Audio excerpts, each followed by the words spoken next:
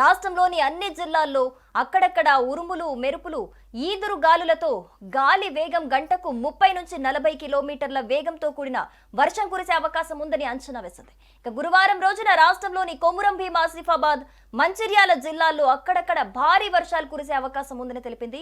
రాష్ట్రంలోని అన్ని జిల్లాల్లో కూడా అక్కడక్కడ ఉరుములు మెరుపుల ఈదురు గాలులతో కూడిన వర్షాలు కురిసే అవకాశం ఉందని వాతావరణ శాఖ పేర్కొంది.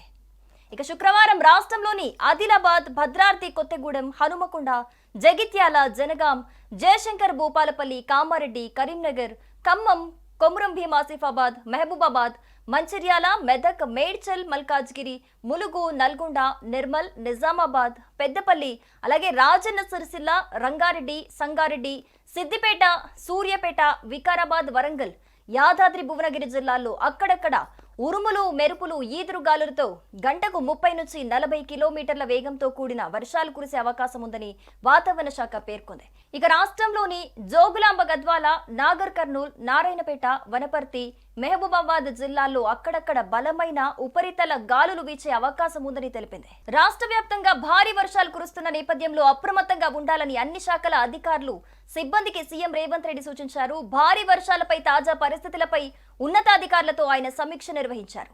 ఈ సందర్భంగా ఆయన మాట్లాడుతూ పురాతన ఇళ్లలో నివసిస్తున్న వారిని ఖాళీ చేయించి సురక్షిత ప్రాంతాలకు తరలించాలని ఆదేశించారు.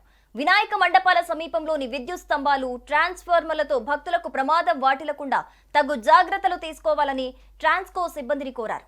హైదరాబాద్ లో హైడ్రా, జీహెచ్ఎంసీ, ఎస్డీఆర్ఎఫ్, అగ్నిమాపక, పోలీసు సిబ్బంది సంయమనం చేసుకుంటూ ప్రజలకు ఎటువంటి ఇబ్బందులు తలెత్తకుండా చూడాలని సూచించారు సీఎం రేవంత్ రెడ్డి.